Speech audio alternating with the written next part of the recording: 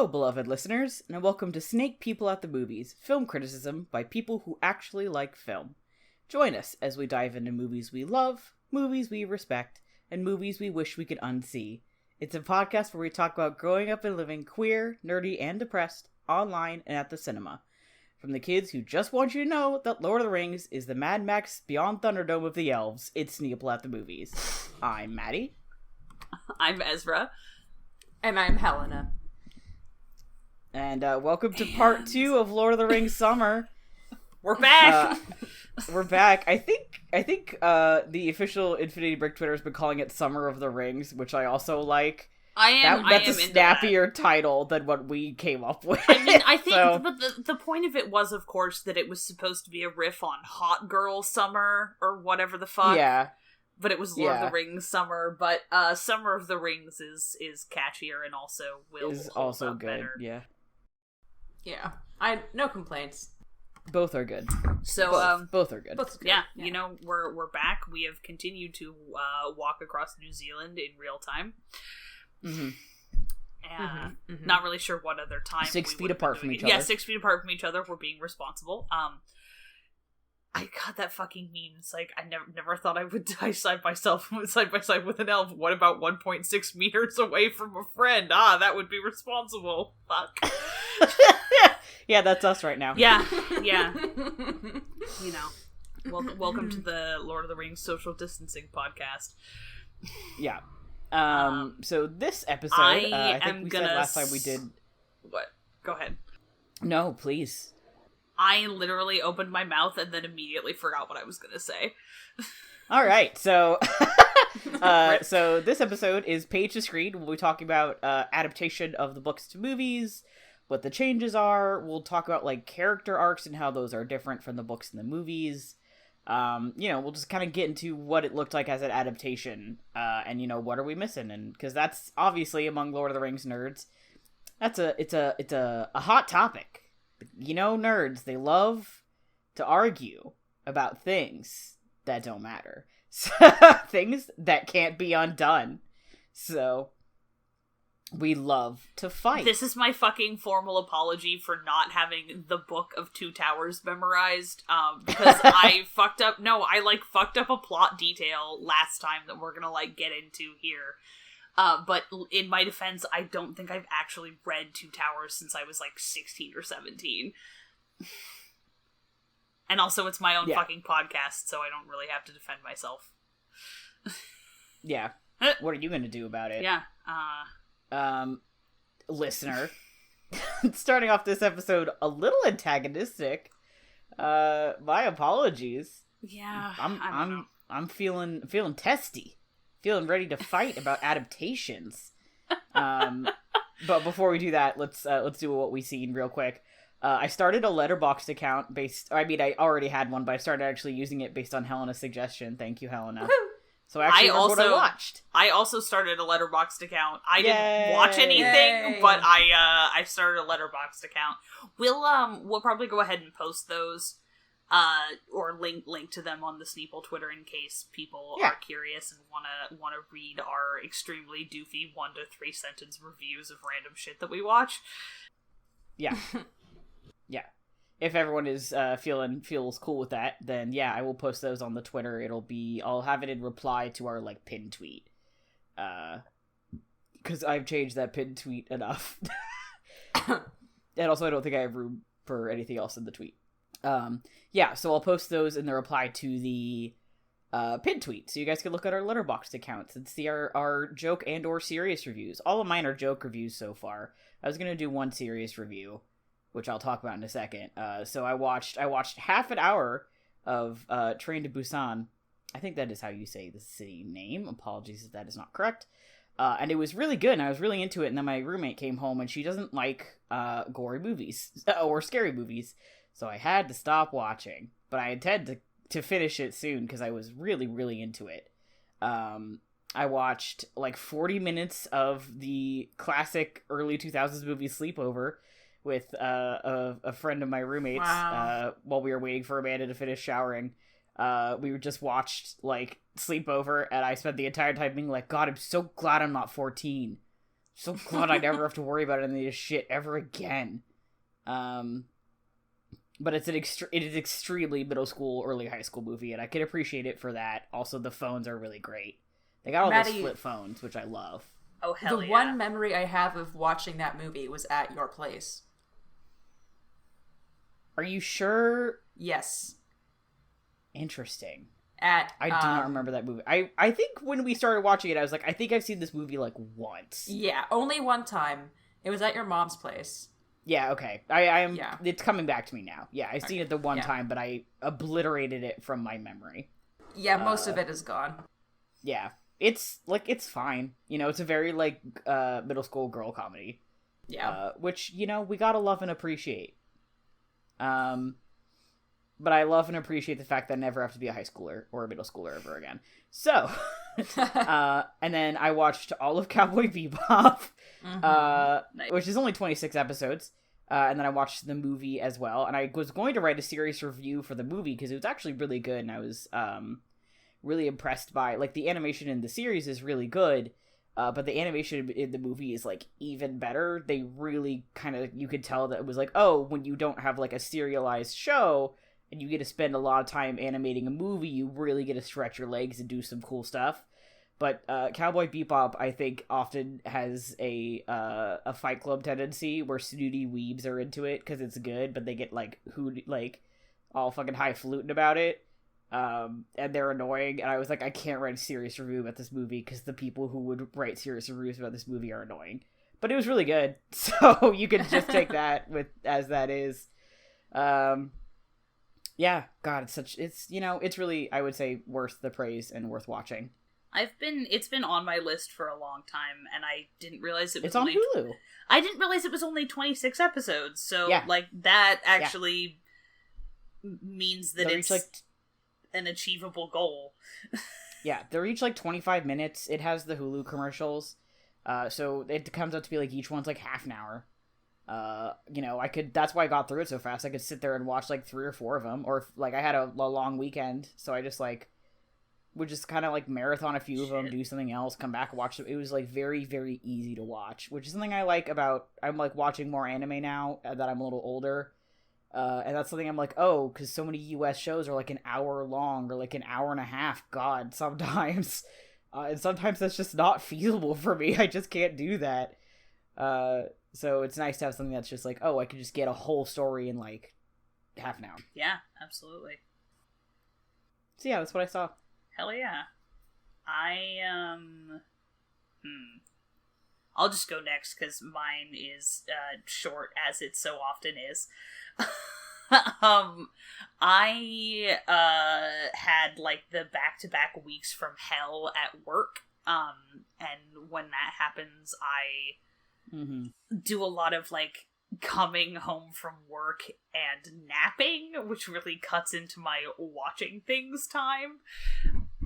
And so I ended up, but I went back to my roots of spending hours watching Matty play video games when we used to live together, to watch Kevin play a shit ton of Watch Dogs 2.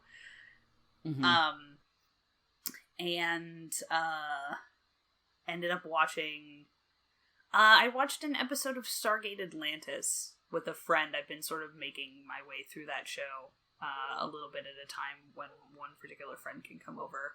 And we'd been on hiatus because of, you know, not being able to go over to one another's houses. But I was kind of in the exact same opposite boat of you, Matty, where that's a show that is, those are like 45 or 50-minute episodes, and there's like 22 or 24 of them in a season. But because there's so much more runtime, I feel like there's a lot less pressure to, like, cram a shit ton of plot into every minute of the show. So they're kind of just easier watching, because I feel like if I miss a line or something, I don't have to, like, go back and rewatch the entire episode. Whereas, like, as American shows' seasons get shorter, I feel like there's a lot of pressure to, like, make every minute count from a storytelling point of view, and so I feel like I have to, like, watching them becomes more of, like, not a homework assignment in the sense of, like, it's something I have to, like, pay attention to and, like, actively watch, as opposed to something that I can kind of just, like, let wash over me, but I don't have to worry about picking up on every tiny detail. Mm-hmm. It's just, it's a kind of television they don't make it anymore, or I don't watch the new stuff that's getting made. I'm not really sure which it is. Because I guess maybe there are shows that are like that, and it's just not the kind of TV I watch because I don't have cable, but it was just kind of I hadn't watched anything like that in a while. And so the difference between, like, that and, say, you know, rewatching all... Nice. Yeah. Yeah, I wonder if maybe part of it is cable TV, because that's just not the way they make, like, Netflix shows. Yeah, that's probably part of it. If I don't have cable, like, I'm not watching anything that's not, like, that kind of a show. Yeah. So, Helena, what did you watch? I rewatched Jaws for 4th of July weekend with my parents. That's the only 4th of July movie that counts. I rewatched The Killing of a Chinese Bookie, which is one of my John Cassavetes movies that I have, that I got for Christmas from my dad. I rewatched Brokeback Mountain. How was that?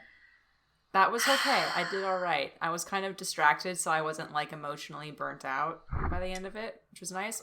Can't say the same for my rewatch of Toy Story 2, which we did by, you know, like, we wanted to take advantage of this potentially short Disney Plus subscription that my parents have, and they're like, what do you want to watch? And I was like, I want to watch a Pixar movie, and we wanted to watch Toy Story 2, and, of course, the When Somebody Loved Me sequence, is just, like, I mean, I know, we all know that it's brutal, and for some reason this time I was just, like, anticipating it, and I just, like, was, like, crying, sobbing through the whole thing, so that was rough, but the rest of it was very enjoyable, of course, because it's a perfect film.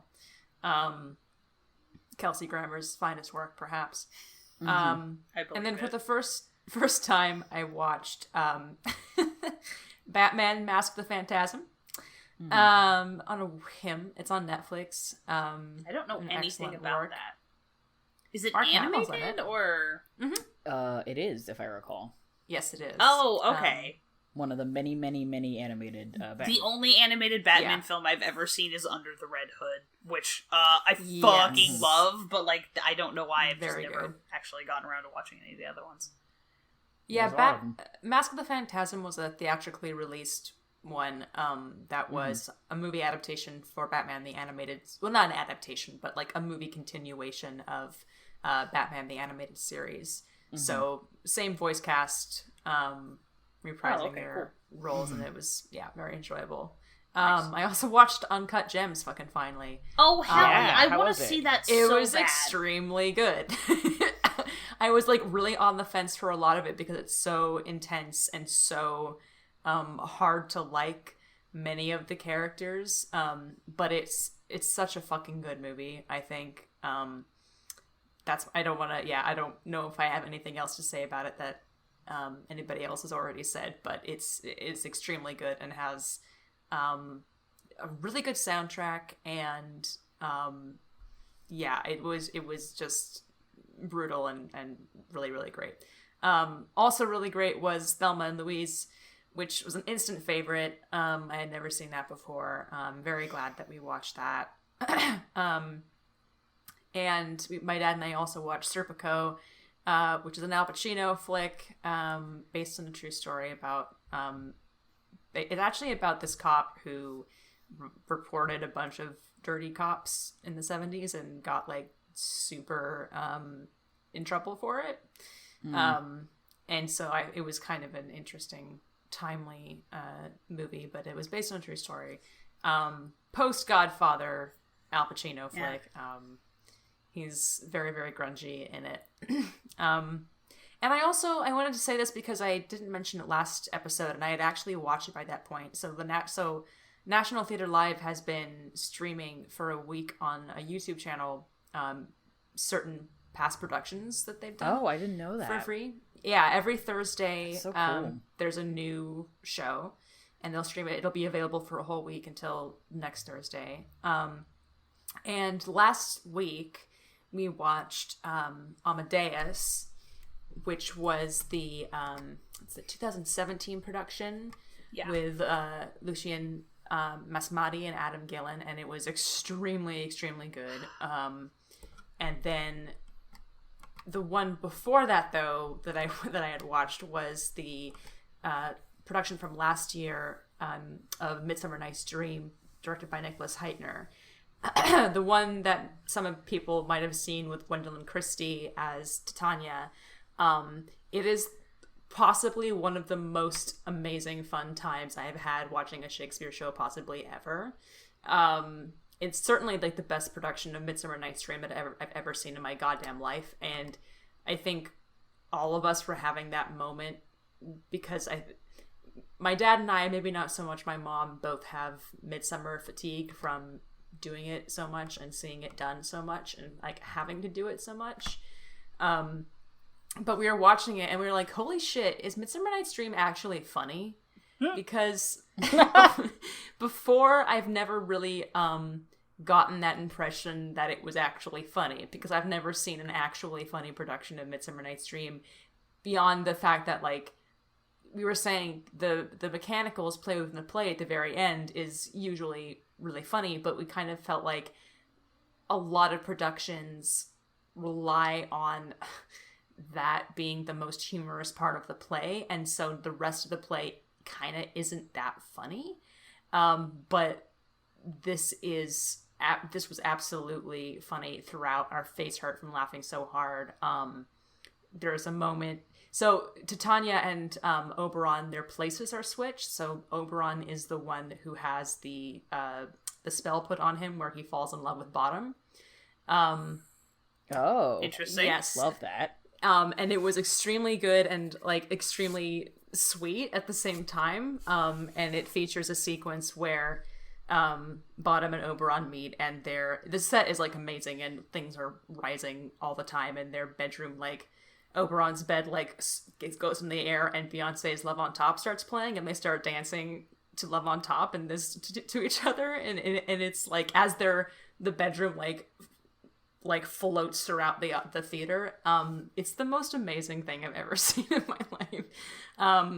So I hope that like a bootleg is available of that somewhere. Oops, I didn't say that. Haha.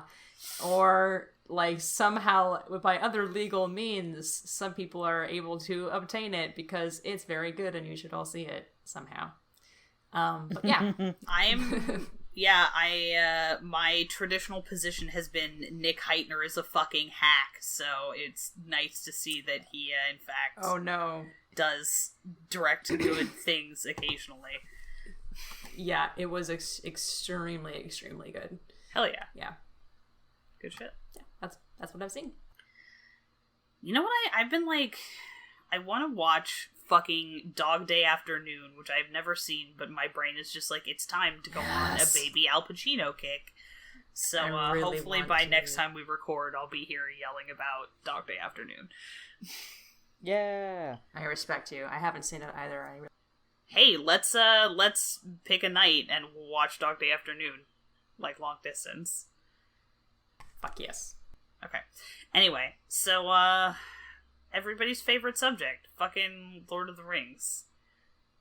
Yeah. Let's go.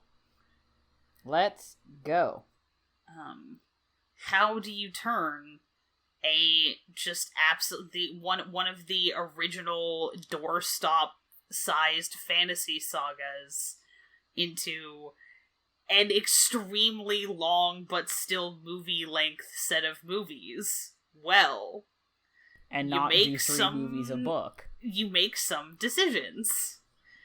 And we're here to talk about those decisions. And some people are very mad about those decisions, but overall I'd say that we think that they were good ones. Also, I will freely admit that at this point it's really, really hard to imagine the Lord of the Rings movies having been done any other way than what they were, mostly just because, like, I've seen them so many times, and I'm so emotionally wrapped up in, like, every single minute of them.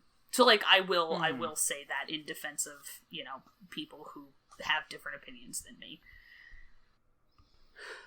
Yeah.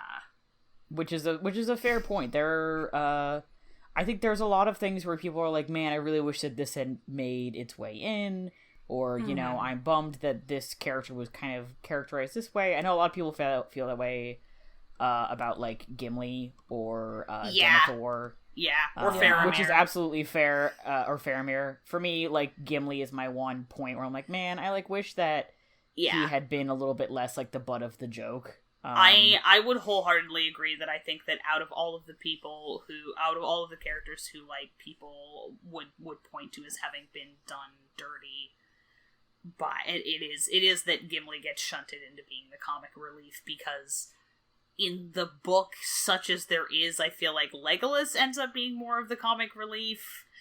Yes, because he's a dumb elf jock. Yeah, he is. He's a dumb elf jock, and he's very, like, he's just been running around in the woods, like, getting drunk and shooting spiders for, like, his entire life. And Gimli's, like, been trained to be, like, a diplomat and shit. Yeah, I think that's true for a lot of the elves in the books, though. Is a lot of them are just always... Oh, sorry, go ahead. Oh, I was just gonna say, like, you know, Gimli, son of Gloin, who fucking sweet talks Galadriel out of the thing that she wouldn't give to her, like, most famous kinsman, just by being, you know, like, honest and a smooth talker. You know, like, he's not... Having him be the comic relief is, I think, it's sort of the most glaring, the most jarring change for me on the whole. Yeah. I was about to type this in the Discord, and then I remembered that this wasn't a Monster of the Week session, and I could say it out loud, even though it's a joke. But has the high school AU been written yet, where Legolas is the dumb jock and Gimli's on the debate team? Just asking. Well, shit. No, probably. Okay. But now you've Cowards. called it into being, so now have. somebody's gonna write it. Yeah. Thank God. That's a good... Ooh, I love that. That's a good one. That is tasty. Yeah.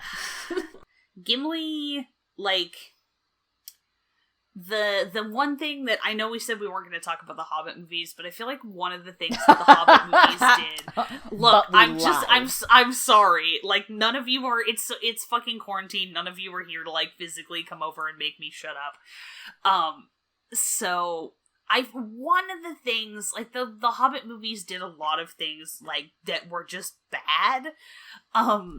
But the having the dwarves, like, one of their guiding principles be unquestioning loyalty to one another, like, to their comrades, was a big facet of those movies that I think actually, like, worked, and is kind of it ends up being sort of like a weirdly, like, a...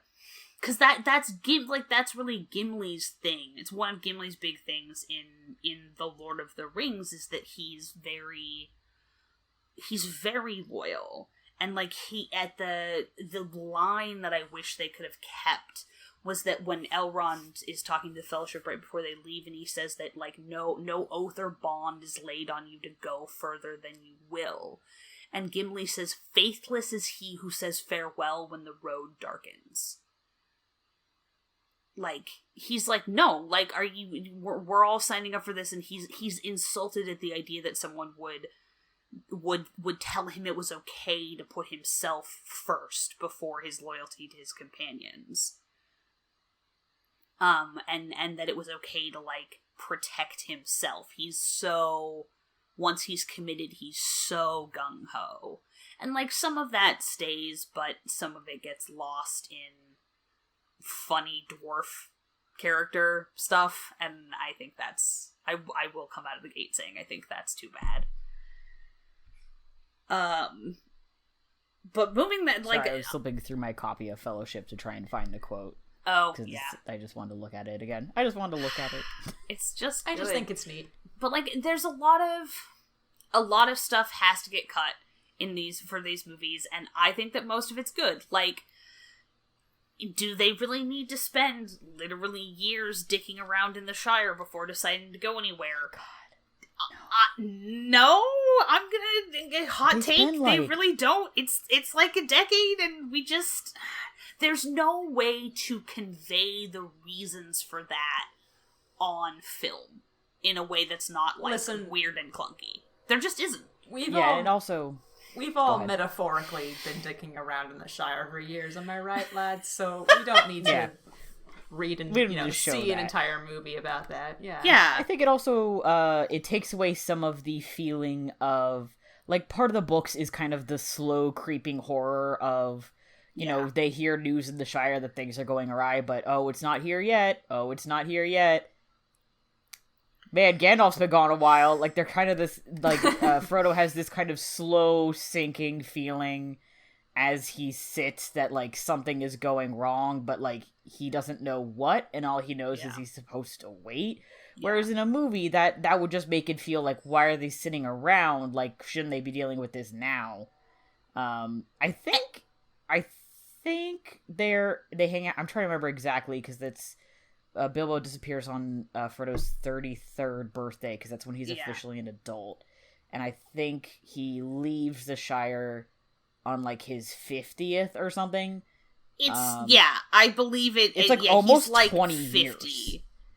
Yeah. And one of the things is that I think part of the reason that a lot of these changes, the films can condense things and sort of elide over things, which I think I just wildly mispronounced that word, but I've never heard anybody fucking hear it. I've just read it. Early reader kid problems. Am I right?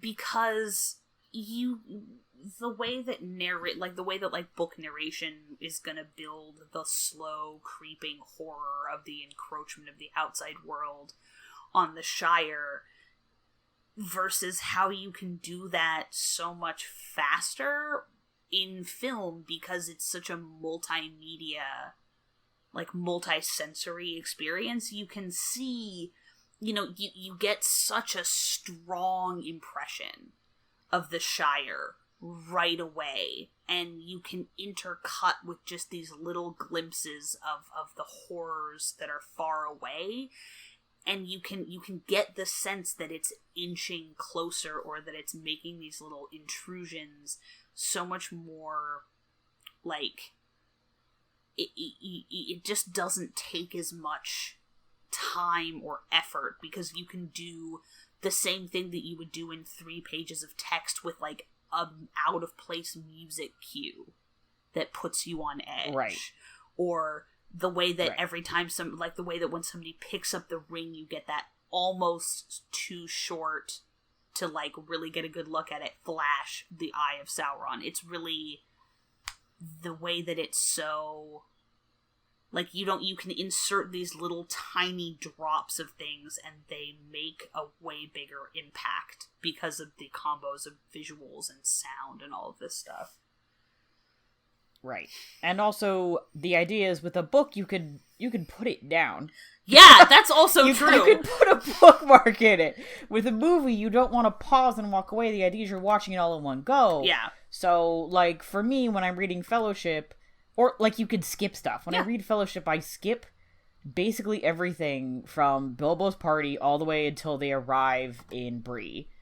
All that bit in the middle I just don't read. I know what happens and it's not interesting to me anymore. You don't want to do that in a movie. If people are like, I'm going to skip this part of the movie, you're missing something there. Why did you film it?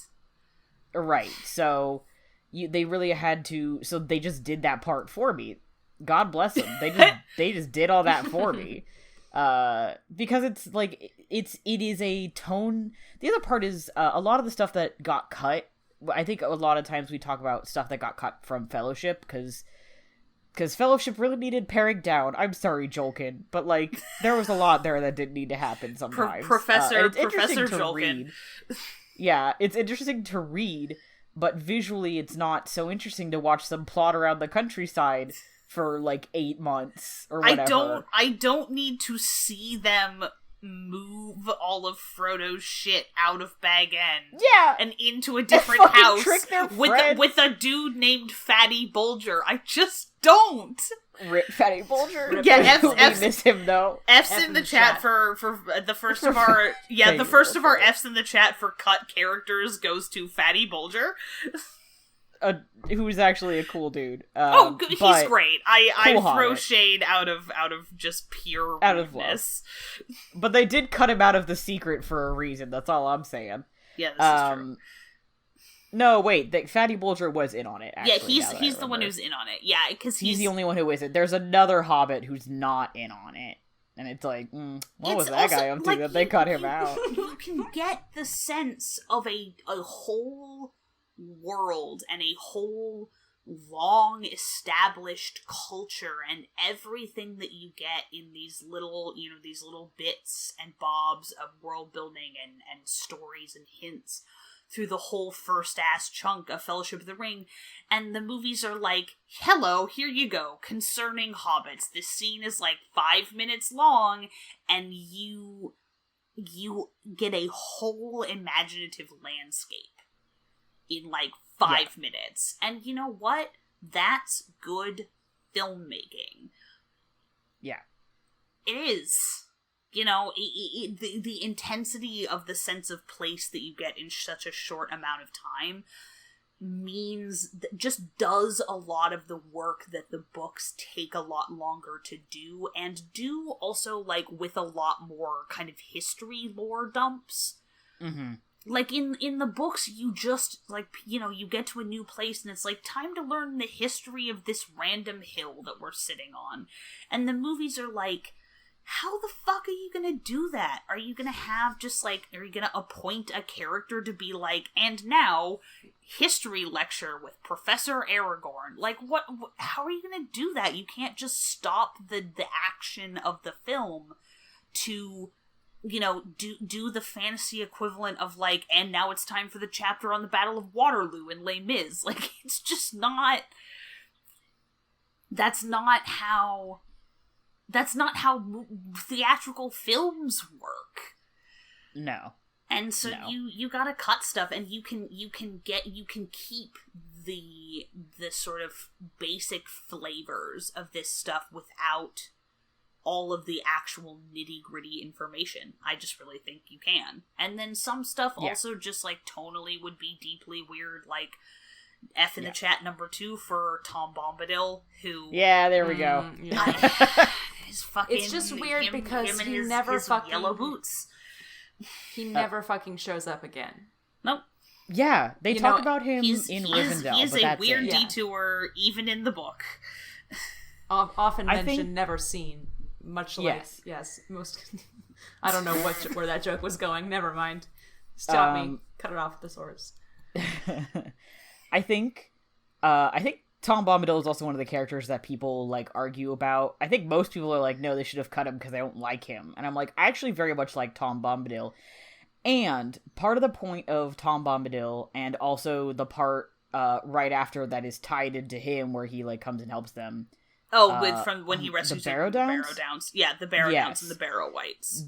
Yes, the idea of all of that is to give you a larger scope of Middle Earth, which the, like, weird octopus creature is kind of one of the octopus creature and the Balrog are kind of the only examples I think in the movie I can come off the top of my head. Yeah, I would say that's true. Well, and sort of Shelob, honestly. Shelob, also I guess the Ghost Army. Like, there are things in Middle Earth that are not related to Sauron that are older than him. And some of them are good and some of them are bad and some of them are just kind of living there. You know, and it gives you an idea. A lot of Lord of the Rings originally is almost written as a historical record of a land that is long gone. And so it gives you a lot of extra context for this is the land they are traveling through. And the Barrow Downs is the first time they're in real grave danger, and they even haven't gotten to Bree yet. And you get an idea of, like, oh, Middle Earth is a dangerous place outside of the Shire. Yeah. Which you don't need that in the movies because immediately they run into the Ring Wraiths, and they are being chased through the Shire by the Ring Wraiths. Yeah, Like, that is a way easier way to explain, like, this place is fucking dangerous. Yeah, there are things out there, and they are coming here. You know, yeah. the vision that you had, that we have presented you of this idyllic place that is so far away from the scary things in the world is not so far away from the scary things in the world anymore. The scary things are coming here, and something has to be done about it.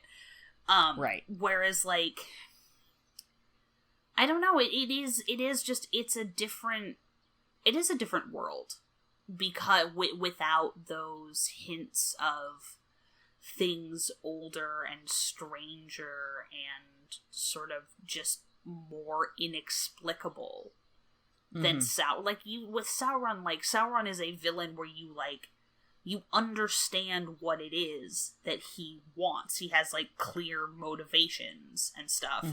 And these other things are almost more elemental, and less sort of conscious feeling. And they're cool ideas, but I feel like if you tried to cram all that stuff in, you would end up with a bunch of different tonal elements that were fighting each other instead of working together on film. Because film relies so much more on tone. Yeah. I think it would be, I think we would be saying that was a little confusing. Why was that there? What does that have to do with Sauron? Also, like, again, there's so much information that just the raw amount of lore and backstory and stuff that you get reading the books, that it's just really no way to convey that amount of information on film that's not a metric shitload of clunky voiceover, which nobody wants to hear. People have done that, and it sucks. You know? Yeah. You can... Yeah. You can leave behind little hints and suggestions of things that are informed, and then if you have read the books, you sort of are like, is that a reference to this? Or, like, this thing happened here, and so there's sort of this, but all that's left behind is a sort of feeling of foreboding. And so it's like a bonus if you know what was up, but you don't lose anything if you don't. Yeah, the books made good supplementary material that you can, and they are different, but they make good, like, if I like the movies, you can go back and read that and get a lot more of the lore, which a lot of it is hinted at. We talk about the end of Fellowship, the movie, when Frodo's paddling his little ass away and Sam almost fucking drowns. And that scene is so much more impactful when you realize how Frodo's parents died.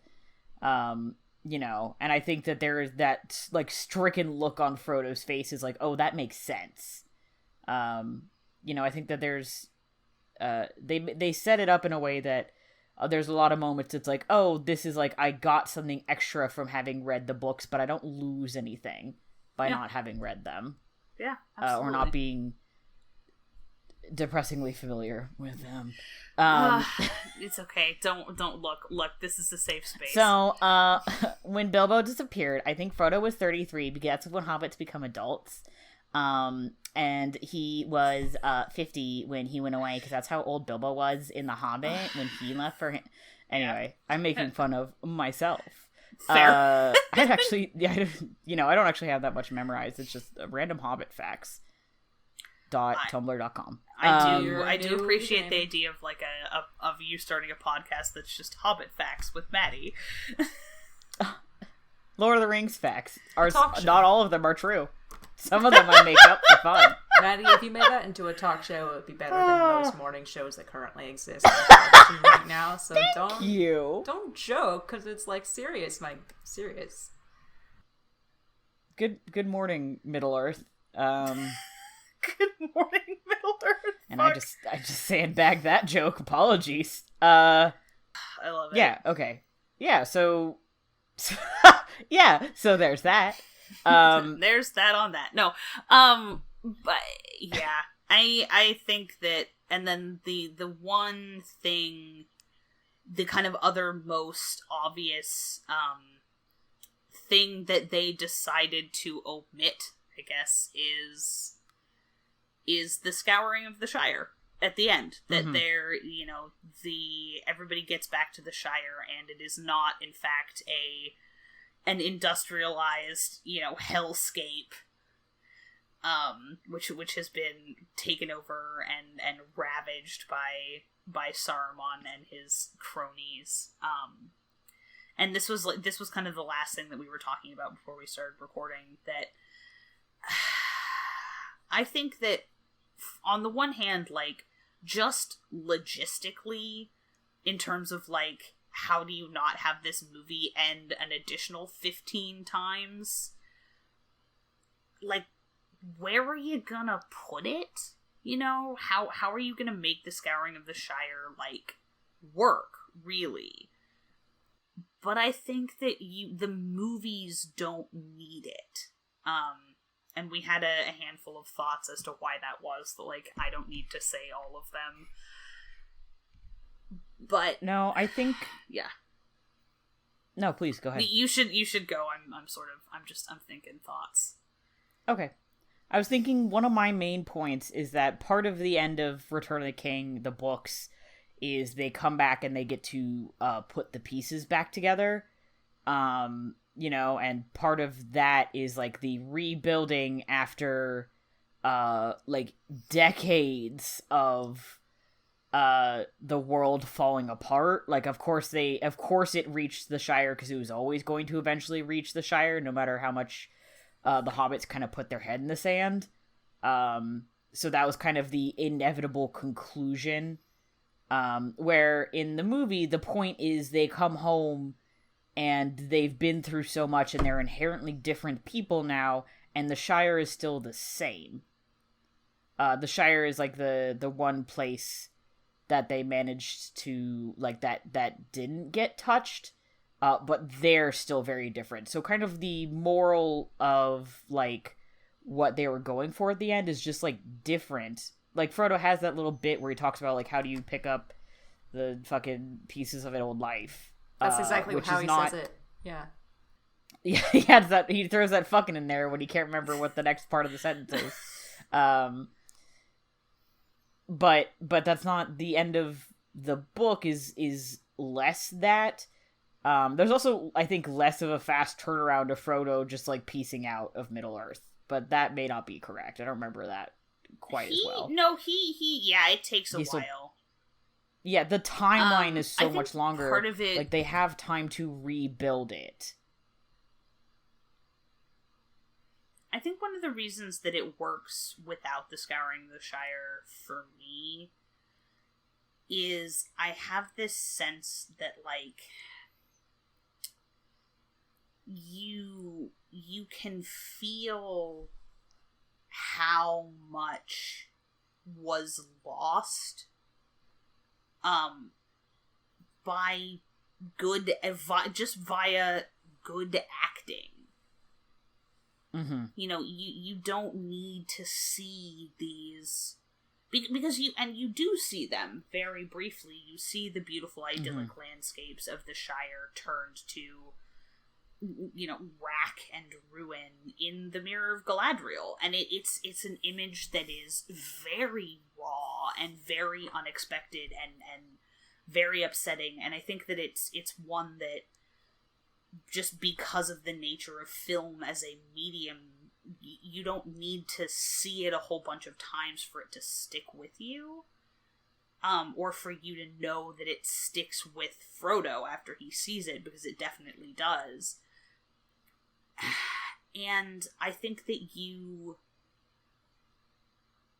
can see how there is a lot of work of rebuilding to be done by these characters within themselves, and you can see how some of it can happen and some of it is impossible, because you're looking at human people who are good at conveying a lot of emotional journey and shit with their faces, because they're actors. That's their job.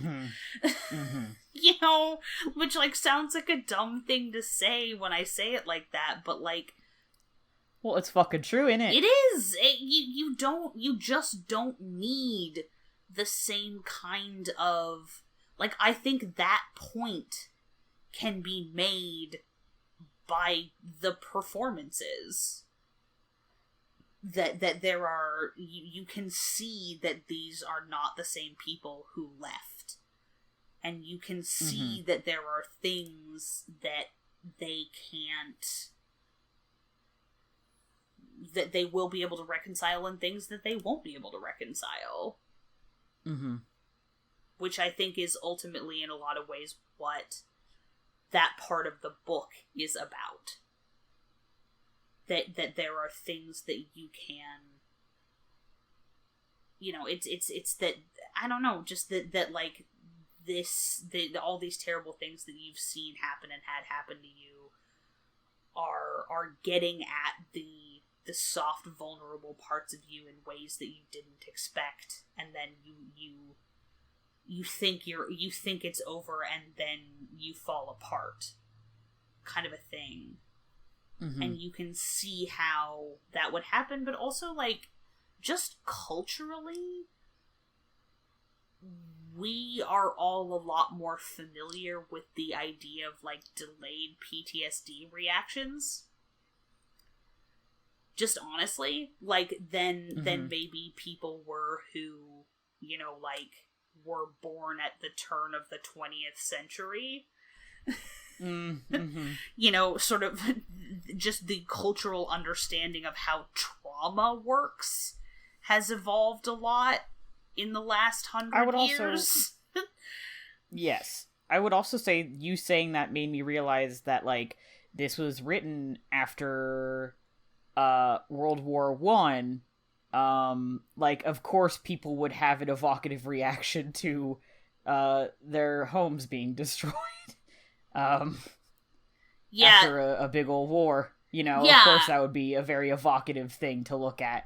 Yeah, and, like, Tolkien's over here with wearing his I hate symbolism, there's no symbolism here hat. And fine, Professor Jolkin, you know, like, that's fine, I respect that, but I also think that if you think this shit didn't influence you, you're fucking kidding yourself. Yeah. 'Cause, anyway.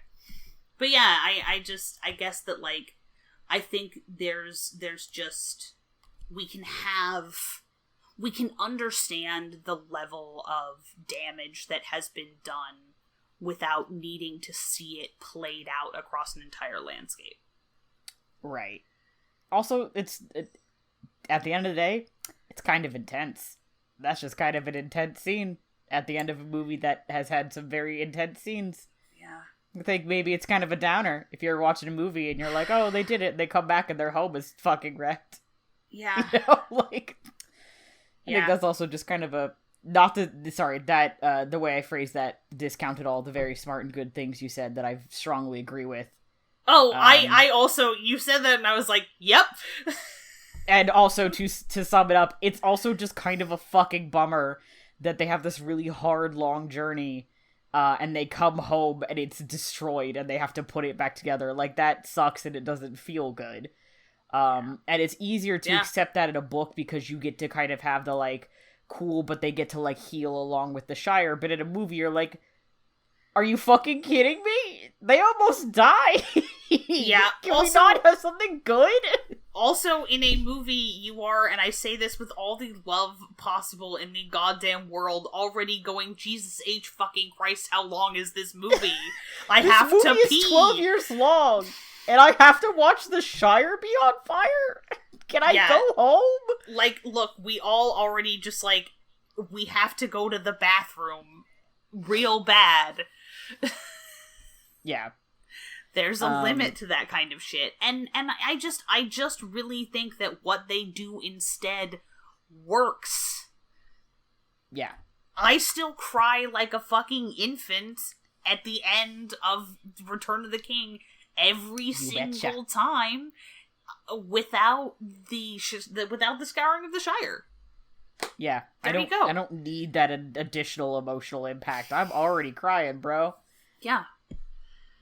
You already got me. You Jolkin. already got me. You don't need to. Did you say that beat me into the ground any farther. I was gonna say something and then I realized it could be interpreted as a double entendre, so I'm not gonna. Well, no, hold on. You should definitely say it. This is a horny podcast. I was gonna say, could you say that joking got you choking? You see now. You see what I mean when I say what I said. That sound came from a place within me I did not know existed. Deep inside, yeah. Oh boy. Wait. Yeah. Okie dokie. Yeah. So that's what I'm saying is why I didn't want to say it. But it's okay. But well, no. This is if you hadn't said it, it would have haunted us for the rest of our days. Yeah, now no, it's out there true. and it can go free. This is my role tonight on the podcast because you're the Lord of the Rings expert, so I'm the Zaboomafoo tonight, and this is so we've got Helena here, and then you've got two nerds. Mm-hmm. That's what it says on the paper that I have in front of me. Is the contract? Nerds. Yeah, the contract. Yeah. Mm-hmm. That we all signed. Yeah. Yeah. And at the bottom it has my unofficial degree in like Tolkien shit that I got just by being a big nerd that they sent me. I can't believe that they sent it to me in the mail. I didn't report to unemployment my my supplementary income of Zaboomafoo. For a podcast. That might not have gone over well, hey, if I had said that. You'd think they probably would have maybe not given me money. Maybe it's better if we just let that one slide. Joke for our podcast. Yeah, that's fair. We're the crap brothers. We're the crap brothers of Tolkien, is what we are. Yes. Yeah, no. I'm not I'm sorry if you're Zaboomafoo. That's the logical conclusion here. Don't see me arguing. Your icon on Discord just makes this whole conversation so much funnier. It really does. It's just so good. You're just looking at us so incredulously. Do you appreciate my username change? How could you do this to me? Yeah. Thank you. For reference, Helena's icon is a photo of Jaskier from The Witcher looking just kind of incredulous. Yeah. And then her Discord name is Mad as a Fish, smells a bit, a good description of Viggo Mortensen. The Jaskier picture was I just butchered my boyfriend's name. Was from fine. I kind of went for it and hoped for the best. It was from a post that actually you sent me, Matty, that was comparing pictures of him to pictures of Kermit. yes. I should make my icon the matching photo of Kermit. Oh god, please. Okay, and then I need to do like just disgusted Geralt to complete the trio. Yes, perfect. Okay, anyway, back to the fuck the podcast. Fuck the podcast. I figure as a humorous break from talking about the Shire and also The Witcher, do you want to do a quick rundown of F in the chats for characters that got cut into character, and then we can talk about characters who changed a bunch. That's more additional Fs. F in the chat for Glorfindel. Yep. I'm really sorry, but your section of the book, which is very minor, is way better served by being given to Arwen, a character who we need to like continue to give a shit about. Yeah. As opposed to you were fun. Yeah. But like we didn't need you actually. You're not sticking around, and like that's the thing with movies is that like it's a lot better if you can have continuity from movie to movie, especially when they're coming out a year apart. You know. Yeah. Also, there's just a lot of fucking elves in these books. There's they all have weird names elves. and like, God, sometimes it's just hard to keep track of all the fucking elves. Okay. There's a lot of them. There's a lot of dudes. Like, just let me have like a few more minutes of women on screen, okay? Yeah, let Arwen please fucking take Frodo to Rivendell and let her do the cool thing with the water instead of it being Gandalf showing off. That could be her thing. Yeah. That's bitchin'. It's rip the to Arwen's... Oh, it's the 21st... It's the 21st century. Like, we want to see women do stuff. We can have a fucking woman on screen. Yeah, we can have little women with swords as a treat. So F in the chat for Arwen's brothers, who are twins, and they're co-twin idiot jock elves. Yeah, it's Eladan and Elohir. Yeah, I'm sure that they would have been ridiculously hot, but also, like... Yeah. I think that there is actually, like, there's an implied, like, there's this, like, a screenshot where there's two, like, elf dudes standing behind her, and you kind of can guess that that's them, but they're never actually, like, on screen or talked about, and it's like, that's fine, they didn't need to be. Also, I will say that, like, the relationship, because the relationship between Arwen and Elrond has so much more screen time in the films than it does, because it shows up hardly at all in the books. It's just not really a thing, and the decision to have that be a plot line and also a mirror of Theoden and Éowyn's relationship, you know, there's a lot of fathers and children in these movies. That's a through line. Faramir and Denethor, Éowyn and Theoden, Bilbo and Frodo. That type of relationship is one that these movies portray in a lot of different ways, and the effectively making Arwen seem like an only child really just gives a lot more weight and intensity to her relationship with her father. I think in a way that if she also had two random brothers running around, it just wouldn't bite quite as hard. Right. Elrond would not feel her loss so deeply. Though, admittedly, the man has lost a lot.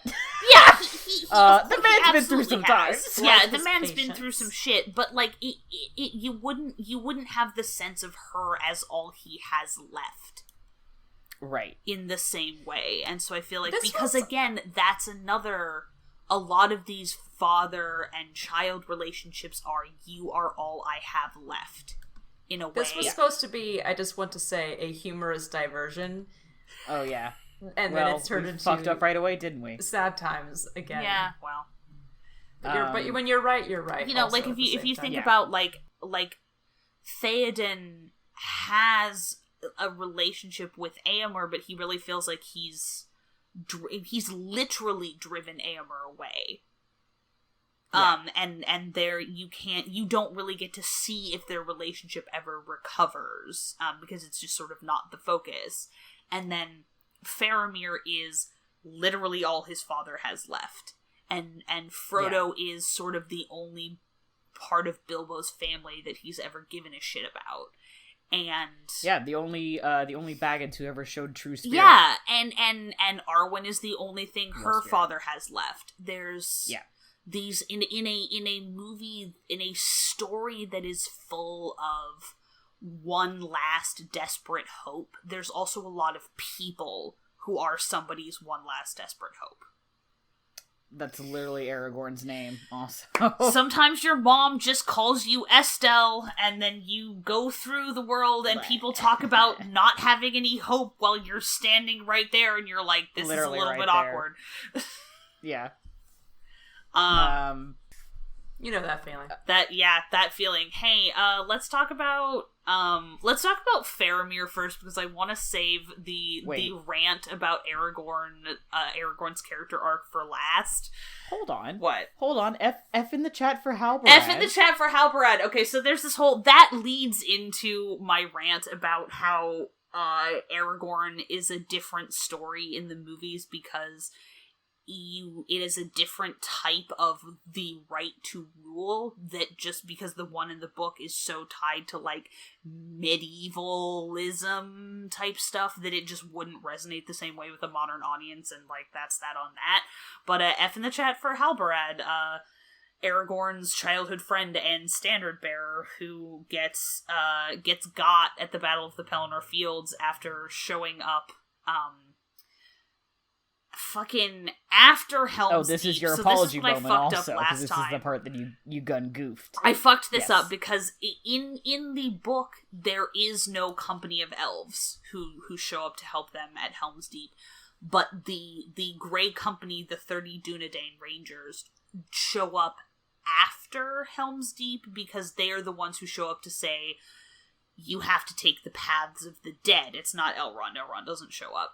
And instead of bringing him the sword, which he's had this whole time, they bring him the banner of the king, which Arwen has sewn for him, and then Halbarad carries on the battle, on the fields of Pelennor, and then gets killed. So, F's in the chat for my man Halbarad, who is, like, my all-time favorite character type of the best friend who is also your, like, devoted second-in-command, and I die. Yeah. That's gay. It's big sad. And it's big gay. Yeah. It's big sad and it's big gay, which is big my favorite F's in the chat for Halbarad. Gay is big sad. Yeah.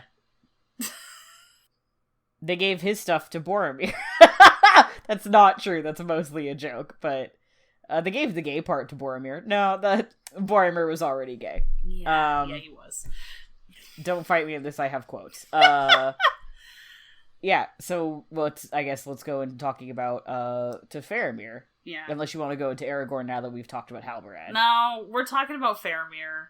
Because okay. I love Faramir. As I've stated previously, Faramir has been one of my favorite fictional characters in all of literature since I was 9 years old.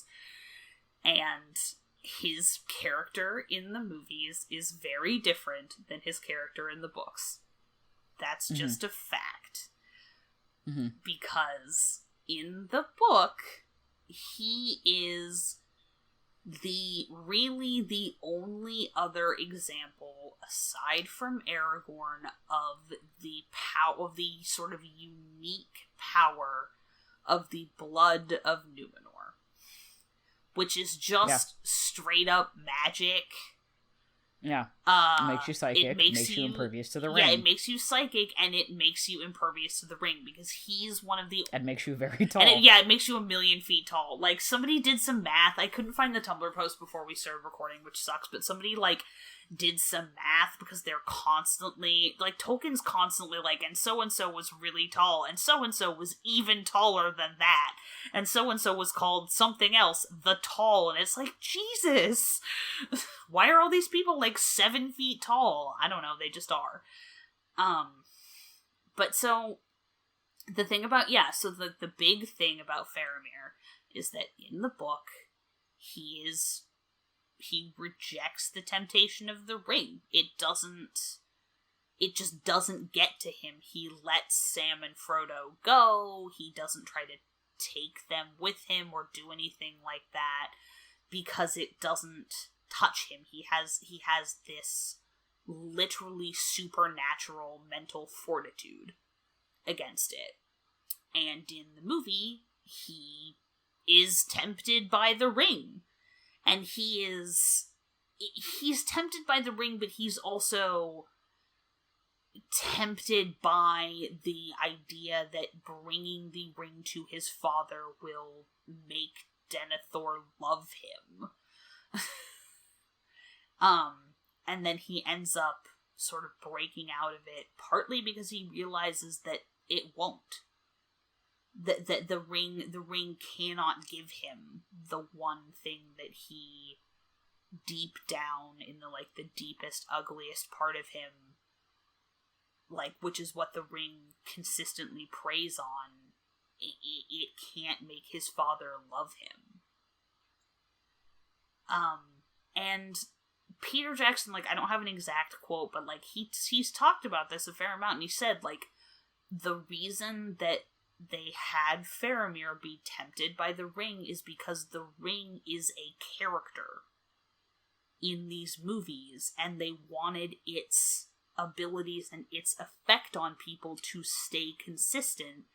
Because, again, what are you gonna fucking do? Just drop everything and be like, and this is why Faramir isn't tempted by the ring.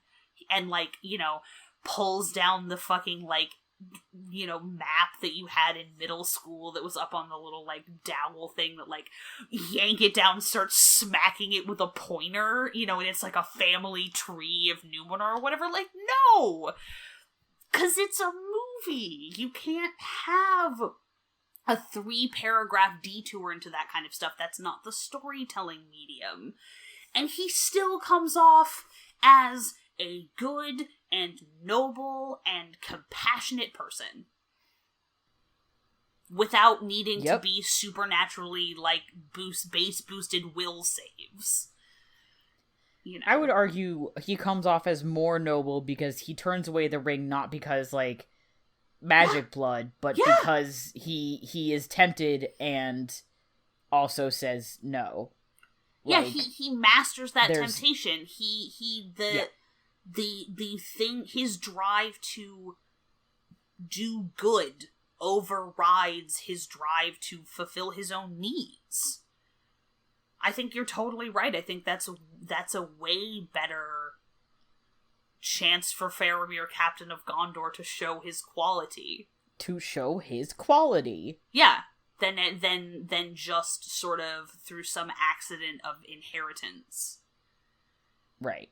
You know, just sort of not having to deal with the problem. So, yeah. Yeah, the one where thing he's that just I am like, sad... none of my business. Jog on, lads. The one, like, silly little thing that I wish that they hadn't cut is I wish we got, like, there's really no place for it, and what we do get works great, but I wish that we had a more extended scene of the Houses of Healing, because after the battle, when Aragorn shows up, they're like, okay, we've got Merry and Éowyn, who are both fucked up after killing the Witch King, and then we have Faramir, who's like the most dire of all the fucked up people. And the thing that, if you've read the books, you can sort of just hear echoing in your head when there's that beautiful piece of music playing and he's healing Éowyn is the little rhyme that everybody keeps saying: the hands of the king are the hands of a healer, thus shall the rightful king be known. Which is just like, which is so beautiful, because like that's part of how you know that Aragorn's gonna be a good ruler, is because he's so compassionate. He's like consistently compassionate. But the thing is so he heals Faramir, and Faramir, like, when he wakes up, he says, like, what does the king command? And he's the first person in the city to acclaim Aragorn as king, and it would be a really beautiful bookend from Boromir being the first man of Gondor to call Aragorn king. But, so, like, I understand why it gets cut, but it exists in my brain, and I love the version that exists in my brain. Yes, but it's there, and it's real. Yeah. So... Yeah. God, we love Faramir. We love Faramir. He tries so hard. And, like, not Boromir, Denethor is also just, like, he's, like, less of an overt piece of shit. Yes, you also understand the reason he is why he is because he spent too much time gazing into the Palantir. Yeah. Like, Denethor in the movies is just like, why is he such a shithead? Yeah. It's like, well, because he's a shithead. Where in the book it's like, well, Denethor was fine, like, he's still a shithead, but he got his grubby little hands on a Palantir, and that was just kind of it. Like, that there was no coming back from that. Yeah, they'll get you. I still don't like him. I'm one of those people that's like, I don't really care. I still think he's not cool. I think the way his character functions in the movie, again, is great, because it makes sense for kind of needing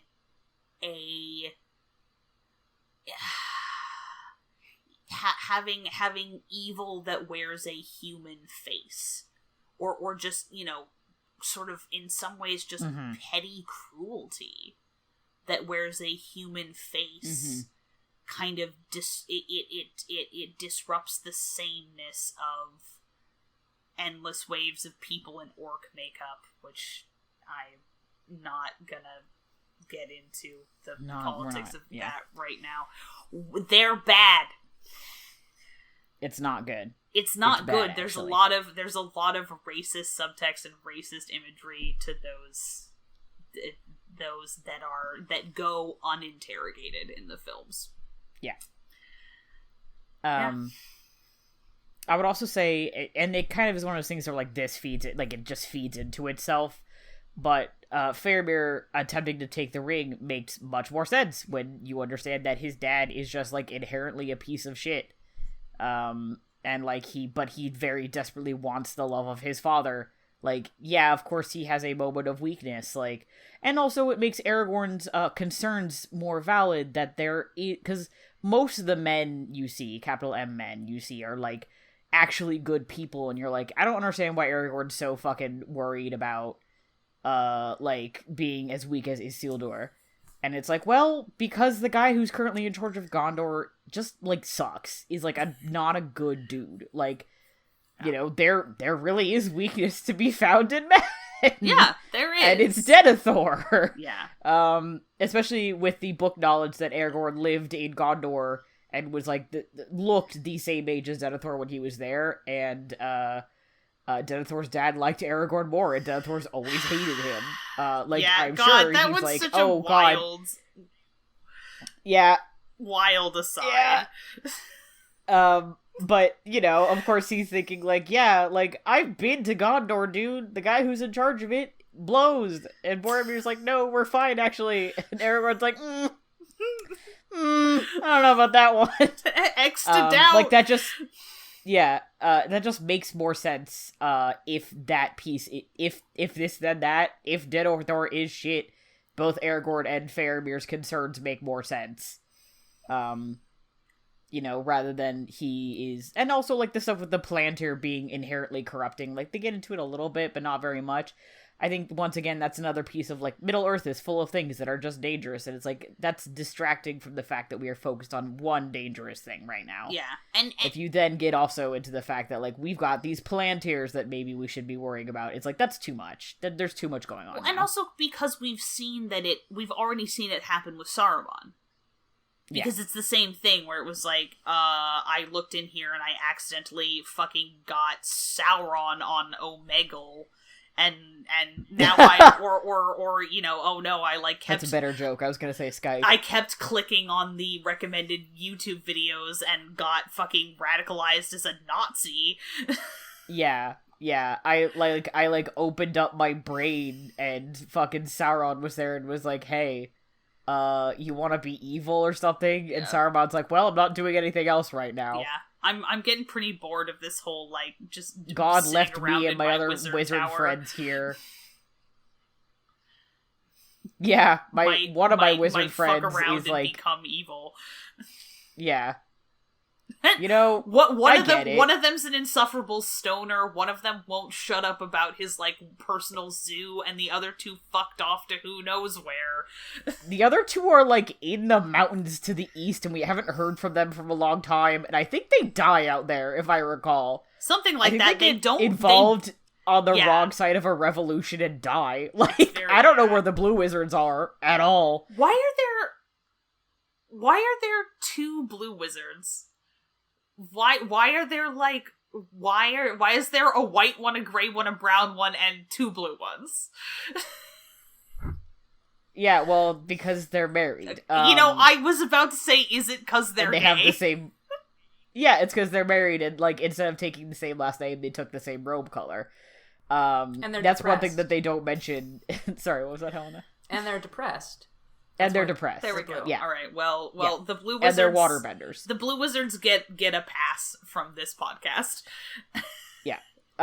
They are not... That's another thing that they miss is they talk about one point, I think Saruman's like, and you want, like, the staves of all five the wizards. rods of the five wizards, and you're like, the counting on fingers. The who? Wait, what?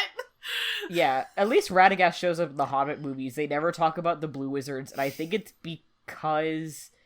like, the blue wizards are only in the Silmarillion, and I feel like they, like, couldn't get the rights for some of the stuff. Like, it was a rights issue. It was literally... That's why they couldn't talk about the blue wizards. It was literally like how they can't say that Scarlet Witch is a mutant or whatever. Right. Right. Yeah, it's the same thing. It's the exact same thing. Yeah. The blue wizards are mutants. The blue wizards are actually also Magneto's kids. Yeah, F in the chat for the blue wizards who were gay and died in the Eastern Mountains, I think. They also are, like, literally not relevant to Lord of the Rings at all. I think Radagast is also in the Lord of the Rings briefly, maybe. I don't remember if he only shows up in The Hobbit or not. I don't remember. I just don't recall. He might get, like, referenced, but I don't know what that was either. I don't think he, like, is physically present. His name might get tossed around. I think Gandalf goes to, like, talk to him at some point. Part of the thing with the wizards is that all of them, okay, I love talking about Lord of the Rings, because sometimes you're like, yeah, you know, there's kings and stuff, and then you're like, so Faramir, Denethor, and Aragorn are all psychic, and Boromir and Faramir have psychic dreams. Yeah.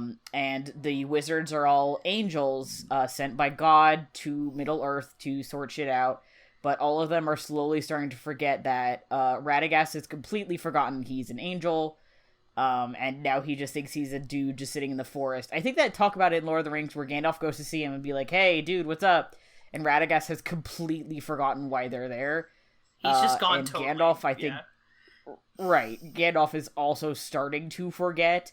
I think Saruman, the implication is Saruman's the only one who, like, hasn't forgotten, but they've all been there a really, really long time. Yeah, like, thousands of years. Right. Like, longer than, like, the elves and shit. Like, they've been there forever. And I think that's part of the reason why, like, Radagast and the Blue Wizards don't show up is... I don't remember if the Blue Wizards are forgetting. Either way, but, like, that's why they don't show up to help, because they're all, like, starting to lose the fact that, like, maybe we should be involved in major world events as literal angels from God. I just really viscerally remembered that the Hobbit movies were like, hey, what if we had, like, kind of a romantic angle to the Gandalf-Galadriel relationship? And, like... Gandalf! He's married! But, like, weirdly controversial opinion, they both play it so well that I they did a really good like job. it.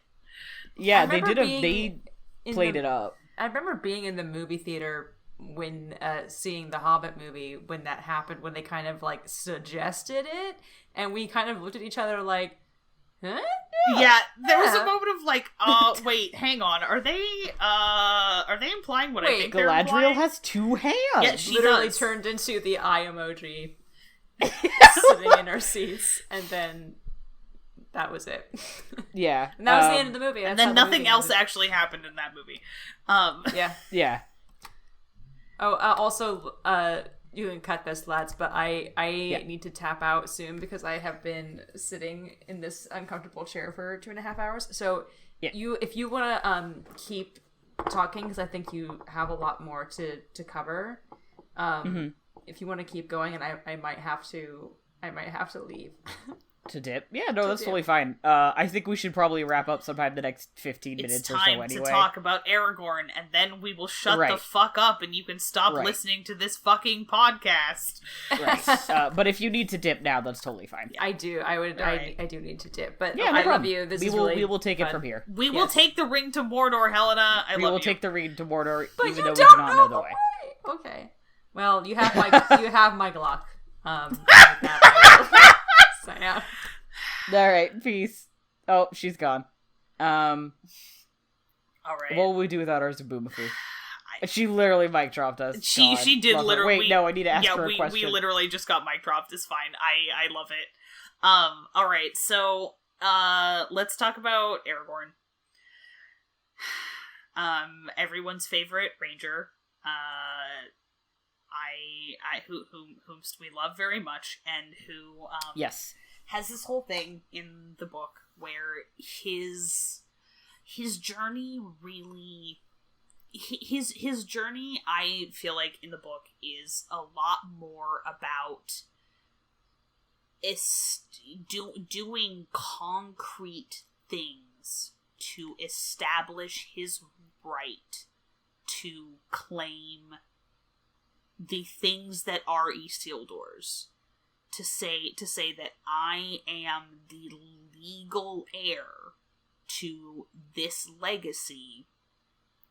I will prove my claim by proving myself as a warrior and a leader and all this stuff, but he's already a leader of men. You know, he is literally the leader of this group of rangers. Like, he's like the political leader of an ethnic group of people running around in the north who like keep shit out of the Shire, and he does things like he has to establish that he has a right to discharge the curse that Isildur laid upon the dudes in the Path of the Dead, who I just have completely forgotten the name of.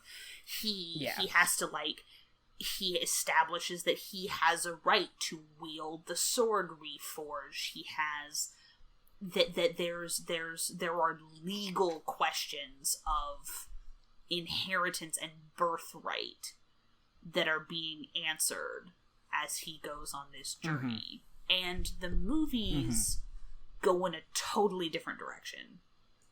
And they make it about him earning his right to rule in a more sort of spiritual sense, almost, where he starts out as a man who doesn't believe in himself, and who doesn't believe really in the like his own worth, but also in like the capabilities of his entire race. He's rejected that culture. He's been raised by elves. He really sort of has kind of nothing but fear and disdain for humans. And he goes through, at every turn, he learns what it means. He learns these like concrete lessons and sort of builds up to being the kind of person who we, in an age where hereditary monarchy is on its way out, because this is an anti-royalist podcast, holy shit, like, what? That's a hard sell in this day and age for a lot of people. The idea of someone saying the inherent right of kings is very much up for debate and not really a thing for most people. And so he has to prove that he, the man, is someone who is worth following and is someone who you can trust to be a good leader, as opposed to someone who, which I think is sorry, go ahead. Oh, I was just going to say, as opposed to someone who can produce all of the correct documents and say, you know, you have been waiting for this, I am the king who you have been waiting for all this time. You know, there is an empty throne in Gondor, but even if you just think about how all of those shots are framed, we hardly ever see it. We're always looking at the steward's chair, whether it's whoever's occupying it. The throne of Gondor is this thing that's like, it's almost like it's not gonna mean anything until Aragorn is someone we would trust, not just to sit on that throne, but to make us believe that there should be one at all. Right. It is, I would say, almost unreachable. It is, like, so tall. It is so beyond the grasp of anybody there. And when Aragorn does become king, he doesn't take the throne. No, we never see him sit on it. Yes, he shoulders the weight of the crown in front of his people. Like, that's the thing that makes him worthy of being king, is the respect of his people. And I just think that's neat. I think that has such a stronger emotional impact. And I also think that that's very similar to Faramir's thing. Yeah, where it's a story that is just, it is more in tune with the priorities and values that a modern audience are going to bring to the table when they watch this movie. It's not about him taking his place above on some lofty throne. It's about him taking the weight of the crown and then the love of the woman that he's been totally devoted to for basically his entire life, and him explicitly retaining his humility when the first damn thing the first two things he does as king are plant one of the just most heart-stoppingly exciting kisses in all of film history on Liv Tyler. I go nuts every time. And then fucking bow to the hobbits. Like, that's the image of Aragorn as a king. And it is totally consistent with the image with his character arc in the movies. And I have this just like, I'm just gonna run through because I feel really strongly about, I love that he specifically learns lessons from the people he admires and then builds on those lessons. And like, from Frodo, he's somebody who has spent his whole life running from a responsibility he doesn't want and thinks that he shouldn't have because he doesn't think he can do it. And he sees Frodo take the ring and is like, oh shit, if that hobbit can do this, what fucking excuse do I have? And then, but he's still like unsure of, he's still so fucked up about the sins that he feels that he's inherited. And then by the time Boromir dies, he can see that the failures of people, like of humans, can coexist with virtues that are, and that those virtues are maybe more praiseworthy because they coexist with those failures. And then he meets, and then he sees Theoden and he learns about, because I feel like the thing about Aragorn as we see him in the movies specifically is that almost everything he knows about leadership is from Elrond. It's on a time scale of immortality. Right. And also Elrond... Oh, sorry. No, you should go ahead. Also, Elrond does not believe in the strength in men. No, Elrond not at all. Very clearly is like, men are fallible. And so Aragorn has spent his whole life being like, this is my only one example of fatherhood. Like, this dude's basically the closest thing I have to a dad, which is weird, but that's, whatever. And also is, like, my example for what a good leader should be.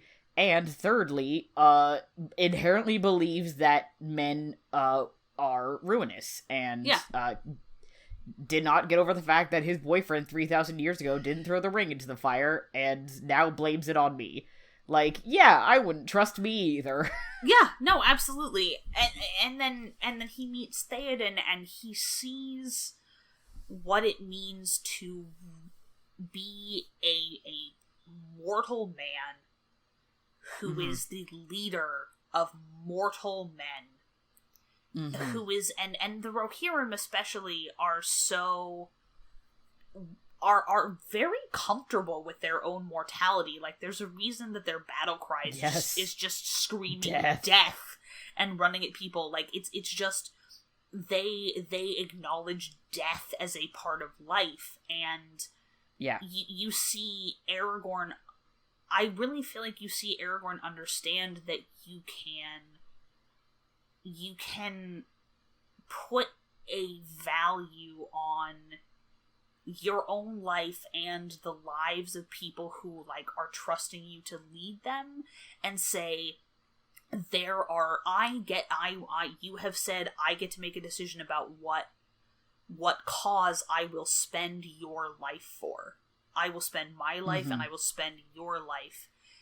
And that doesn't make him callous or cruel or bad somehow. And that's I feel like having the elves show up at Helm's Deep shows you two things. One, this really very much is now or never, do or die, because these are immortal beings who are like willing to die for it. Mm-hmm. And also because Aragorn's strength isn't just in him learning to lead people or one singular group of people, it's in his ability to forge connections. He's the one who's pushing Theoden to go to Gondor's aid. You know, he's the one who brings the message and call for Gondor. Yeah, or to call for Gondor. He keeps saying like we have to work together, and the idea that the elves will come, and then you know that he can see the bigger picture, and he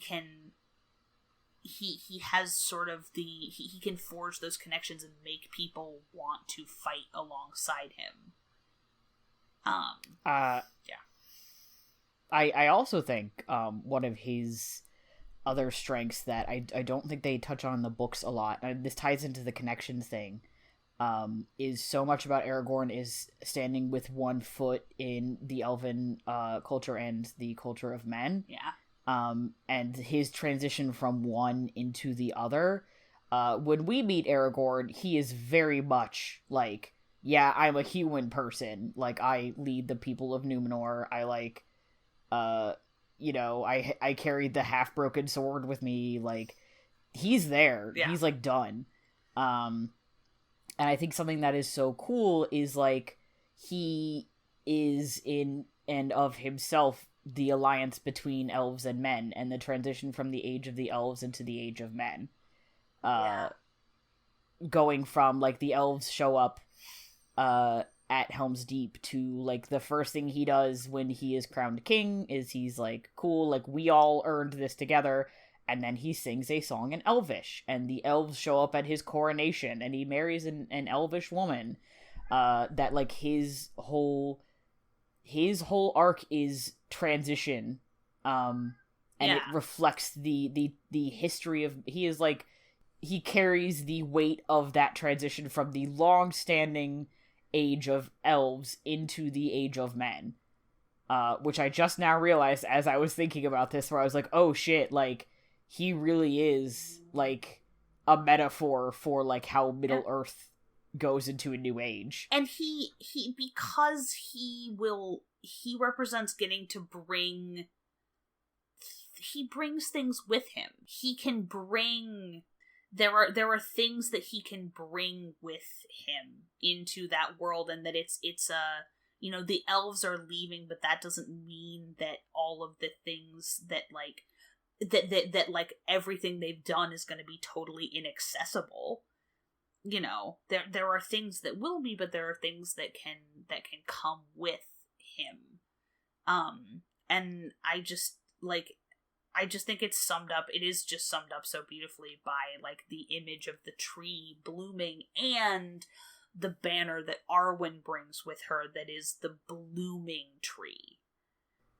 Mm-hmm. Which just is such a beautiful visual signifier of old things being reborn and changing into other things, but keeping their, you know, it's not a throw this out and have a completely new thing. Yeah. God, I just love Aragorn in the movies in a way that I think his character is cool in the books, but it never got under my skin emotionally the way that his character arc in the movies does. Because I think it is more dynamic. And it's more dynamic in a sort of, like, emotional, personal growth kind of way, which I think is something that you just don't see a ton of from Aragorn in the book. Mm-hmm. I would say that's true for almost everybody. Yeah. A lot of the characters in Lord of the Rings are a little stagnant. They don't have an emotional arc, because that's not the point. The point is the changes in Middle Earth and how the world is different. Fucking... Oh, there's no metaphors. Shut up. It's World War One. It's not. That's not a direct comparison, but like, come on. Like, the point is that the world was like just massively changed by something that had never really happened before. Like, okay. So there's not a lot of emotional growth. Like, Frodo is just kind of this like cool middle-aged dude who hangs out with his like younger cousins. And like goes and like destroys the ring. It like goes through a bunch of shit to do it, but like he doesn't struggle with it the way that movie Frodo does. Or Faramir is like kind of just like a pure of heart, like cool, good dude. Or Aragorn is like already a king of men, he just has to sign the paperwork. Like, there is not a lot of emotional growth, which is fine. That's not what those books are about. But as you've said many times, for a modern audience, I think if we didn't care about the characters and who they were becoming, it would be harder to care about their journey also, both across like Middle Earth and like them as people. Yeah. And so translating them into people who struggled emotionally with the weight of what was happening is, I think, was really effective. I've always loved Aragorn. Yeah. Big Aragorn stan. Yeah, absolutely. Number one. Love that bitch. I think I feel about Aragorn the way you feel about Faramir, where like I fucking loved him in the books, and like I'm so soft for that man. Yeah. And therefore I loved him in the movies also. I just always think about when he meets the hobbits and he just wants them to like him so bad, even though he thinks he's ugly and like scary looking, and he's like, I just hope that you guys would like me even though I'm like ugly and scary looking. And you're like, stop. Stop, I love you. And they don't like him right off the bat because he's scary looking. Yeah. Madison Fish smells a bit. Yeah, just wanted these cool hobbits to like me because I'm a cool guy. God, I just thinking about him. Anyway, so I got a little in the weeds there. But I think that's pretty significant. That's a thing that happens with a lot of these characters, is they get to grow. Ain't that something? Yeah. I mentioned this briefly, and we won't get too deep into it, but another one of the big changes is with Frodo, where he is now a hobbit the same age as the other hobbits, roughly, rather than being like a cool middle-aged old man. Middle-aged old man is not, those two contradict each other. He's a middle-aged hobbit. And like, it is cool because he's the same age as Bilbo and the Hobbit, which is nice. But also I feel like visually having this middle-aged hobbit kind of running around with all his younger cousins just like looks a little odd. And also Elijah Wood has that big vulnerable face of his that he does, which I think makes his journey more compelling, which is sad, but it's true. Also, I think it just looks less weird if like, you know, it's not him and his, like, you know, it's easier to believe them as friends rather than feeling like he's their weird uncle, which in the book, he's not their weird uncle. Like, they're all friends. That's just how hobbits are. Yeah. But I think visually it would be hard for, like, our audiences to be like, oh, so he's, like, their weird uncle. Yeah. No, I think you're completely right. So I think that was also a good choice. I still think the saddest choice is Gimli, as we mentioned earlier. Like, that just is, like, that's just a bummer to me. I love movie Gimli, too, just because, like... Yeah. He's just, you know, he's just here to have fun, and love his friends. And are we not... am I not also just here to have fun and love my friends? Yeah. But, Book Gimli is just such a, like, interesting character who I love so much. Book Gimli is very noble. In sort of the classic sense of the word, and I think that gets a little glossed over. Yeah. Which too bad. You know, I guess something had to happen. You know, like, so much got, like, somebody's thing had to get nudged to the side. I just, you know, I think I would have been sad no matter who it was. But also, Gimli deserved better. John Rhys Davies deserved better than this. Yeah, he really did. Classical actor John Rhys Davies. Love that man. Well, you know God, what I could literally go on. Oh about god, this yeah, forever. no, absolutely. So could I. You know what they, especially if you watch the extended edition, they didn't cut, and they probably could have cut a What? little more of. Boraroom. Why? Oh yeah. They don't talk as much about what happened with the Entwives, which is good. No, yeah, this is true. And they don't. You The only get Entwives like, are one just snippet lesbian of his... separatists. Yeah, they're lesbians who were just like, man, I'm sick of this and fucked off. And they don't have to listen to so much of his poetry. I tell you, when I was listening to the audiobook and I had to sit there and listen to his fucking poetry, I remember this because that's when they were doing all this construction in Portland like a summer ago. And I was stuck on this. I was like an hour late to work, even though I left an hour early because traffic was so bad. Oh my god. And it was fucking hot. And I was just sitting there listening to this fucking tree doing poetry. And I thought to myself, when you die, this is where you go until they can decide what to do with you. This is purgatory. Is this. Oh my god. Yeah, so It was fucking awful. the only thing that makes it not better, not worse, just weirder is if you imagine it as C.S. Lewis. Yeah. I love my best friend. I turned him into a Mr. tree that never shuts the fuck up. Who can't find his wife. Fucking hey, Clive good old Staples Lewis. Hey, my buddy, my pal Clive Staples. I wrote you into my book. Ah, cool. Who am I? Like a dope elf or something? And Nah. Professor Jolkin just looking at him like, well, No, bitch. so there's this talking tree. Yeah. God, I just love it so much. Yeah, me too. This podcast is going to be like 1,000,000 hours long. Well, we're at 1:45 right now before cuts, so. But to be fair, this is literally, there's so much that changed, and like so much of it is little details, but a lot of it is like just like I was joking about last time when you watched Lord of the Rings with us, and it's just like, did you know? Yeah. Did you know that in the books, they actually haven't heard from the fucking dwarves in Moria for like 30 years, and that's why they're at the council, is because they're like worried about it. Did you know that in the book, they all show up at the council for totally separate reasons? They aren't summoned, they just randomly show up. Isn't that weird? Did you know? Just forever. I could go on forever. But shit that does not matter. This is a cute thing that somebody pointed out to me not that long ago that I hadn't realized before or had possibly just forgotten. That when Eowyn is asleep on the little like couch thing in the Great Hall, and Aragorn comes out to light his pipe and she tells him about the dream that she had.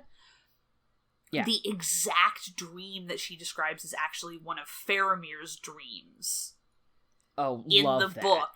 And so before they ever meet, they sort of transpose one of his dreams onto her. Love that. They're just so cute, and like you are. just see them and they're never talking to each other, and I don't care because they clearly just like understand each other on such a deep level that they like don't even need to talk. They just smile at each other and hold hands, and I die.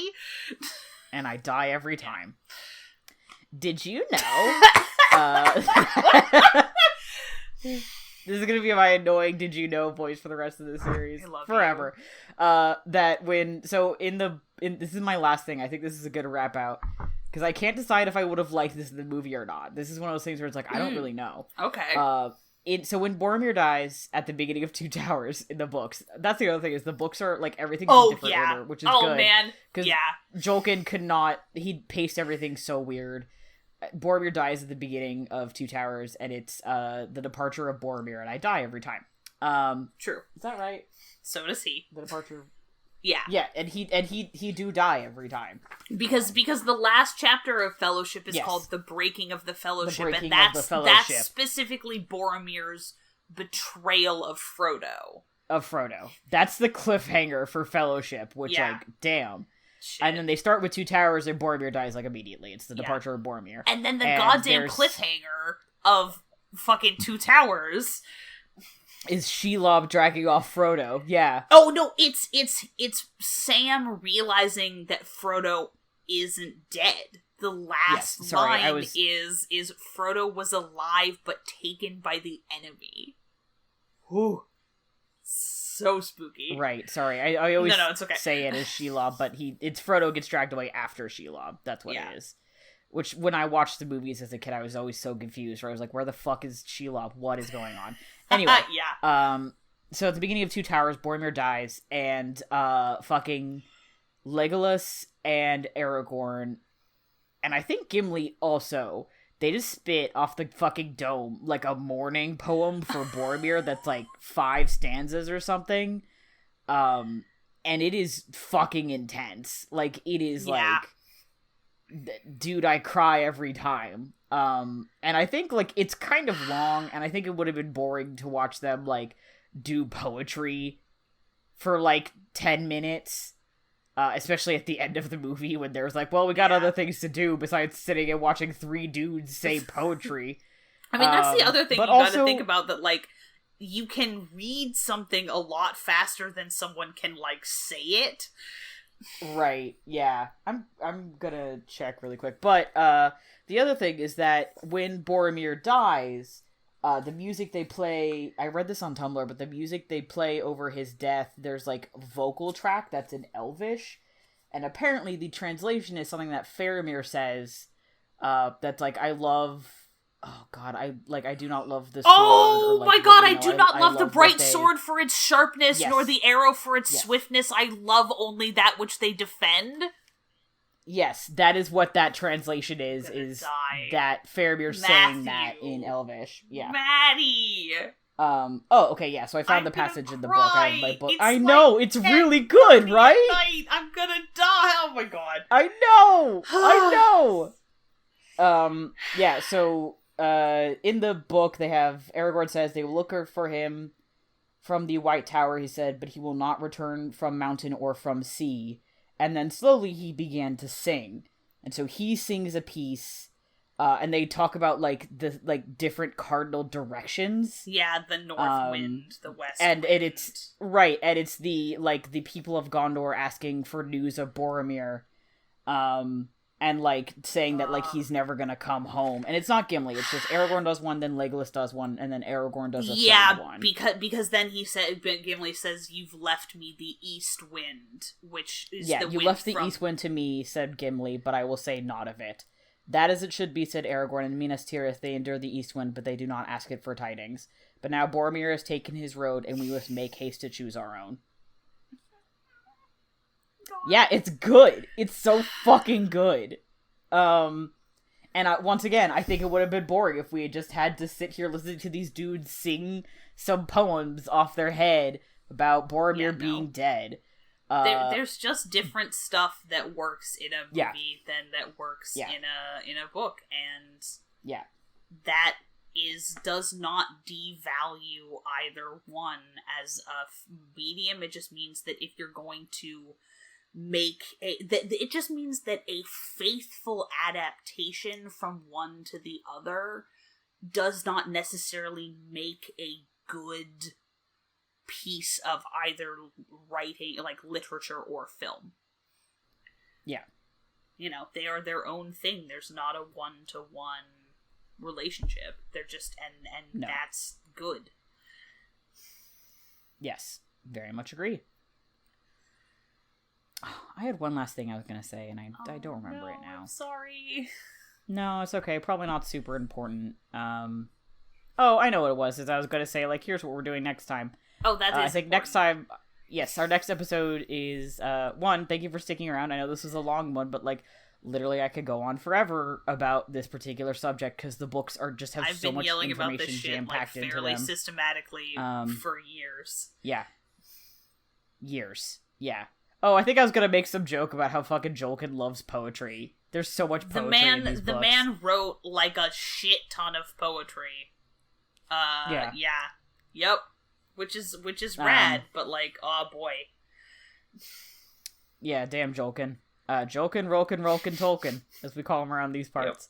Yeah, so next time, I think we're doing the episode is going to be about design. So we'll do, like, sound design, music, costumes. We'll probably talk about fucking, oh my god. Oh my god. Gollum. Christ almighty. My brain was like, Gimli? Gimli? And I was like, I mean, I guess we'll talk about Gimli's beard, but, like, Gollum is what I was trying to say. Yeah, so we'll talk about, like, all kind of, it'll be a way to workshop the episode, basically. Very excited for that. God, well, there's so much music. We're gonna talk about all the music and all the theme. Are you so excited to talk about the themes? Yes. In the music? Yes, and how they evolve? Hi, my name is Ezra. I know basically jack shit about music theory. Somebody tried to make me memorize the circle of fifths once. It didn't work. But I sure have, read a lot of people talking about the music in Lord of the Rings, and I will probably be trying to repeat some of it. Made by people who know more about technical music shit than me, and the rest of it will be screaming about how it makes me feel. Yep. Agreed. And also, yeah, so yelling stay tuned about for that. Costumes. Yeah, so yeah, we will be back 2 Thursdays from now. We'll be here with a lot of opinions about costume design, among other things. Oh man, I'm so excited to talk about costumes. I'm so stoked. We know that I love costumes, and I'm so stoked. God! It's a coming. Okay. Brace yourselves. Yeah, get ready. 2 Thursdays from now. Be here. So on that note, thank you for hanging out with us here on Sneeple at the Movies from the Infinity Break Network. Check out infinitybreak.net for more awesome content, and come hit us up on Twitter at people_snake, or shoot us an email at sneepleatthemovies@gmail.com. Our amazing music was done by Johnny Ronaldo, who you can find at Johnny Ronaldo on Twitter. Our super snazzy logo was designed by Bethany Leuthold. You can find her at bethanyleuthold.wixsite.com. That is Bethany, L-E-U... My computer's running low on battery.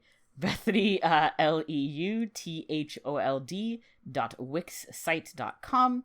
If you got a subject you want to hear us talk about, a movie you absolutely think we need to see after we stop talking about Lord of the Rings, or a favorite did you know fact about Lord of the Rings, come say hello.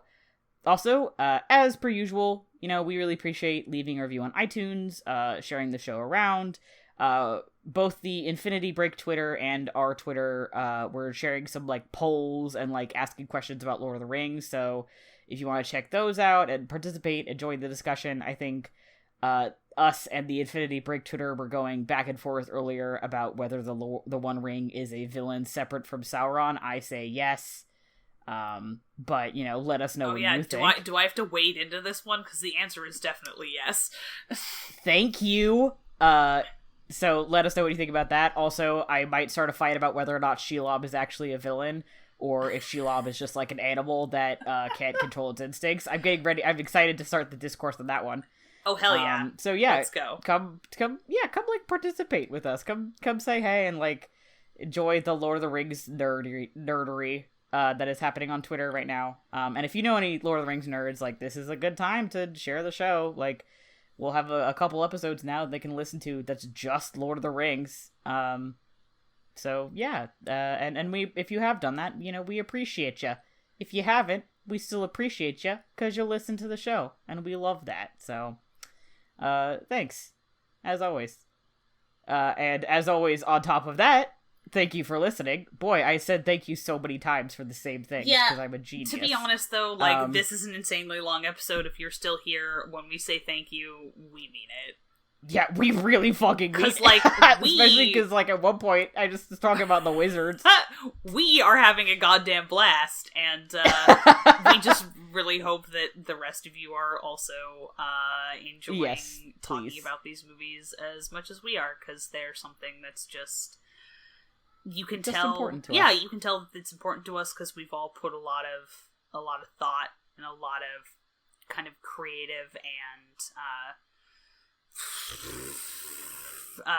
critical energies into, and yeah, we're just, if you've got opinions, we want to hear them. Mm-hmm. Come share your discourses with Bring me. us Bring your your discourses to onions. my door. Well, someday, we'll see you at the movies.